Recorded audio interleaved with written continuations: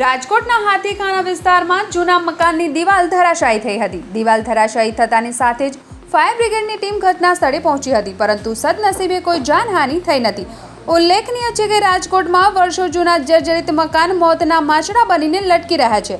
આશરે 80 થી 100 વર્ષ જૂનું મકાન ધરાશાયી થતાં લોકોનો આક્રોશ જોવા મળ્યો હતો।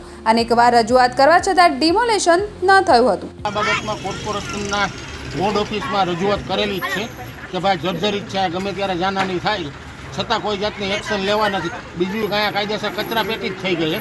અહીંયા અમે કહું લેખિત નથી, મૌખિક બધી ફરિયાદ કરી બોર્ડ ઓફિસથી માંડીને બધે, આ રાજકારણને કારણે કાંઈ નથી। શું કામ કે આપણા ભૂતપૂર્વ મુખ્યમંત્રી કેશુભાઈ પટેલના નાના ભાઈ સુરદાસભાઈ પટેલની માલિકીનું મકાન છે, એટલા માટે એ લોકો કોઈ આંખ વિચોળા કર્યા બરાબર। દર અઠવાડિયે અમારે ફોન કરી ટ્રેક્ટર ગયા કચરા ભરવા પડે, અહીંયા કચરા પેટી જ થઈ ગઈ।